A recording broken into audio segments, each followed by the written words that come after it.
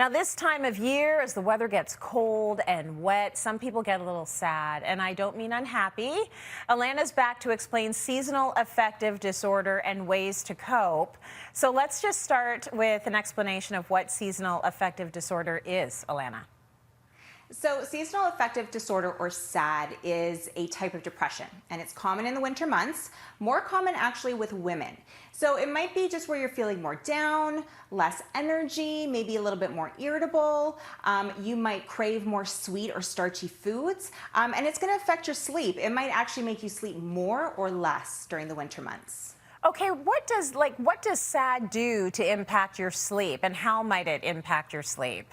So we don't know exactly what triggers SAD, but we do know some components that happen. So for instance, if we have low vitamin D, and a great source of vitamin D is the sun, but because we have less sunlight hours throughout the day, our vitamin D levels are a lot lower, and it's believed that vitamin D releases serotonin. This is our happy chemical. So because of that, we might feel more feelings of depression. It also can disrupt our circadian rhythm. So because we have less sunlight hours throughout the week, that might disrupt our own natural biological clock, again, making us feel like we're in a bit more of a funk or more of a depressed state. And then it also can increase our melatonin levels. So melatonin is our natural sleep hormone.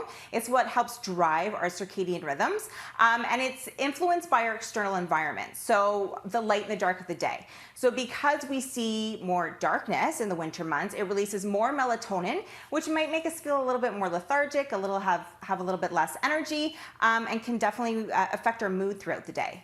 Okay, well, thankfully you have some tips for managing seasonal affective disorder for us. What do you suggest? So we're going to get one with nature. The first thing we want to do is look to nature to help us feel better during the day. And because we know that darkness triggers SAD, I'm really focusing on immersing in that natural light. So when you wake up in the morning, open up the blinds, let that sunlight in, go out for a nice walk, get in that fresh air. Unfortunately, a lot of us are waking up when it's still dark out.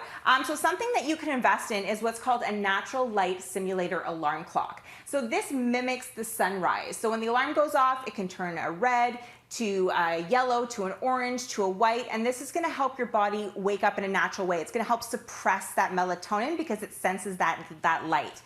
Throughout the day, the same thing. Days are a little bit more dreary. We need that shot of vitamin D, so you can also invest in something that's called a light therapy device. So we have photoreceptors in our eyes, and they respond to the blue light of the sky. And these receptors help regulate our mood, our energy level, and even our sleep patterns. So getting a little shot of sky throughout the day, you need about 20 to 30 minutes, and you can sit it anywhere. You can sit it at your workstation, on your kitchen counter, and again, just get that natural light in. If you want to take it a little further and look to more natural resources, you can look as far as crystals with a focus on the amethyst. So the amethyst is believed to alleviate stress, to promote better sleep and deeper sleep.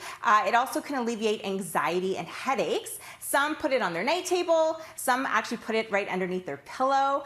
More and more companies are actually incorporating it into nighttime beauty products. So I always say this is a little fun sleep tool that you can add to your night table.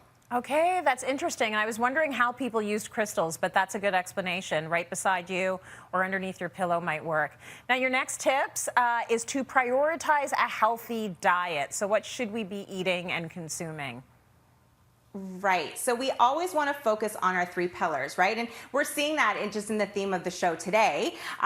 Exercise, nutrition, and sleep go hand in hand. So really focusing on foods that is going to help promote more energy, that's going to alleviate that sugar crash that we're feeling in the afternoon. So focusing on things like proteins, healthy fats, fruits, vegetables, and then focusing on daily intake of things like zinc, tryptophan, and iron. And you can find some of that in things like chicken. Here we have some chicken, chickpeas, nuts, spinach, even dark chocolate, which is great. And then focusing on the mineral magnesium. Okay, this is actually Health Canada reports that 43% of Canadians are deficient in magnesium.